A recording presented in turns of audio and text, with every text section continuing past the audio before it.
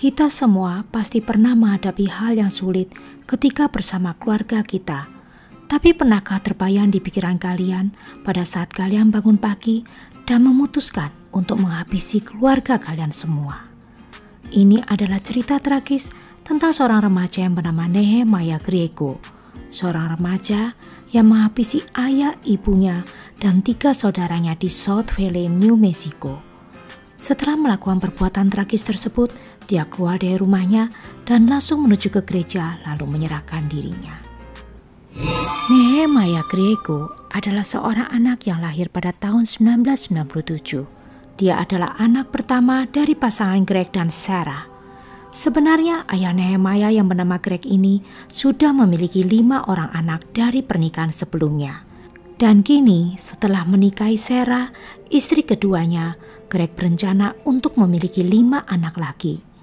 Greg ini sebelum menikah memiliki masa lalu yang cukup kelam. Dia terjerumus dalam kehidupan malam dan berteman dengan para gangster.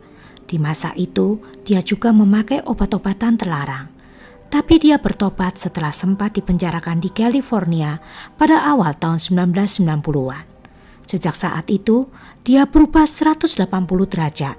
Greg menjadi rajin beribadah, dia bahkan memutuskan untuk melakukan pelayanan gereja di dalam penjara. Dia membantu para narapidana yang mau bertobat dan mengajak mereka untuk makin dekat pada Tuhan.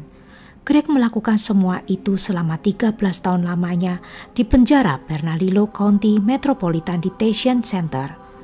Menurut keluarganya, Greg ini di masa kecilnya hidup sangat menderita. Dia tumbuh di keluarga yang sangat miskin bersama ayah, ibu, dan 3 saudaranya di Avenida Cesar Chavez Avenue, California. Karena inilah, ketika Greg sudah memiliki anak, dia ingin agar anak-anaknya tidak ada yang mengalami hal buruk seperti dirinya. Dia menjadi ayah yang keras, terutama terhadap anak laki-lakinya. Bahkan anak perempuan tertuanya yang bernama Annette berkata, kalau ayahnya ini terlalu otoriter. Bahkan penampilan anaknya pun diatur semua. Ayah ingin semua anak-anak perempuannya memiliki rambut yang panjang agar terlihat manis. Dan ayahnya ingin semua anak laki-lakinya berambut pendek agar terlihat tangguh. Greg dan istri keduanya yang bernama Sarah sangat keras dalam mendidik anak-anaknya.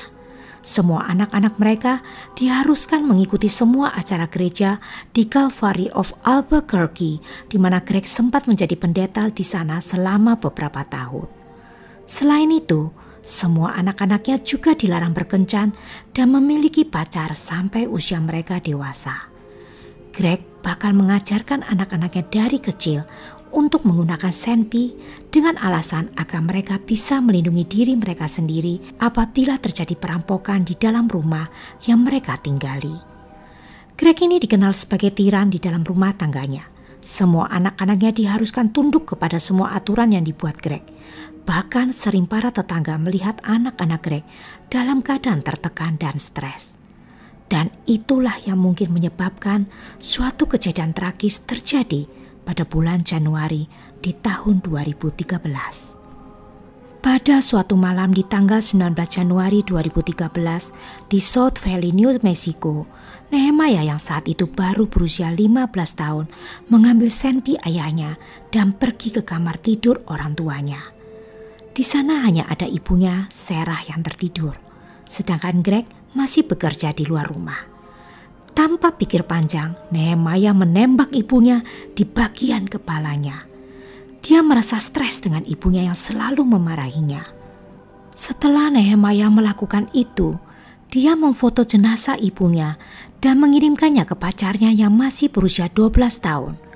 Rupanya ya guys, Nehemiah ini diam-diam memiliki pacar tanpa sepengetahuan orang tuanya.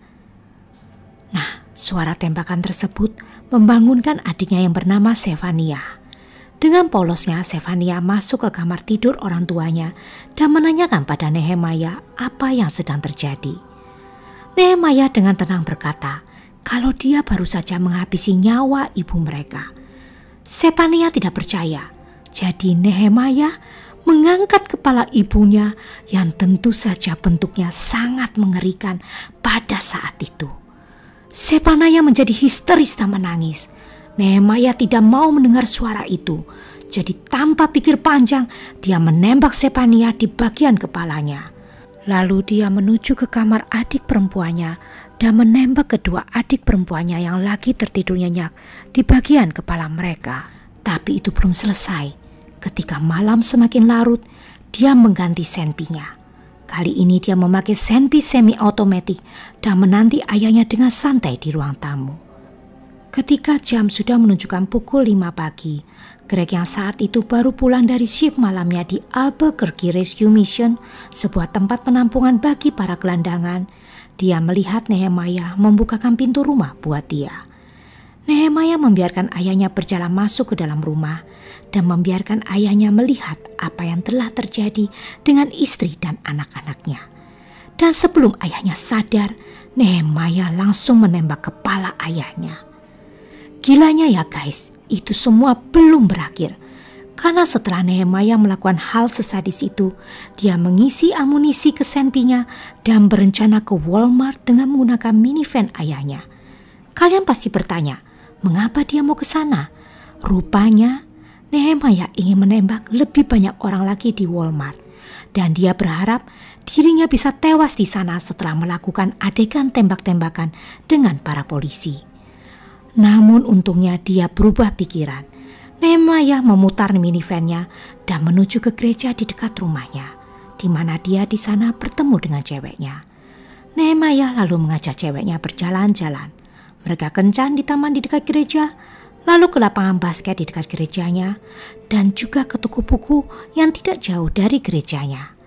Pada saat itu Nehemiah menyuruh ceweknya untuk bercerita ke semua orang kalau seluruh keluarganya telah tewas dalam kecelakaan lalu lintas. Walaupun ceweknya Nehemiah tahu hal yang sebenarnya terjadi, dia bersedia menuruti kemauan Nehemiah. Pada sore harinya, Pendeta Justin Marbury merasa ada yang salah dengan Nehemiah. Dia merasa aneh melihat tidak ada seorang pun dari keluarga Nehemiah yang berada di gereja. Selain itu tingkah laku Nehemiah juga terlihat mencurigakan. Karena hal ini Justin lalu mendekati Nehemiah dan menanyakan di mana keluarganya. Dan Nehemiah dengan tenang menjawab kalau semua keluarganya sudah meninggal. Nehemiah lalu bercerita kalau dia sendiri juga kaget menemukan semua keluarganya tewas pada saat dia pulang ke rumah. Tapi ketika ditanya, kenapa kamu tidak menelpon polisi? Nehemiah hanya diam dan tidak berkata apa-apa. Melihat itu, Justin pun langsung menghubungi polisi. Dan ketika seorang petugas polisi yang bernama Vince Harrison menemui Nehemiah, dia langsung tahu ada yang salah dengan anak ini. Si Nehemiah lalu dibawa masuk ke dalam mobil Vince dan mereka pun berangkat ke rumah Nehemiah untuk memeriksa apa yang sebenarnya terjadi di rumah itu. Ketika sampai di lokasi, Nehemiah disuruh duduk diam di dalam mobil. Dan saat Vince masuk ke dalam rumah tersebut, terkejutlah dia. Di situ Vince dan Justin bersyukur bisa mengetahui hal ini dengan cepat. Karena kalau tidak, bisa jadi Nehemiah melakukan tindakan yang lebih mengerikan lagi, yaitu melakukan penembakan massal di tempat umum. Segera ditangkap, Nehemiah mengakui semua perbuatannya. Dia bahkan sempat berpikir untuk mengambil nyawa orang lain lagi selain keluarganya. Menurut polisi, ketika diinterogasi, si Nehemiah terlihat tenang tapi menakutkan. Hanya ketika dia membicarakan video games, wajahnya tampak seperti anak-anak normal lainnya. Nehemiah ini rupanya sangat menyukai video games yang penuh dengan adegan kekerasan.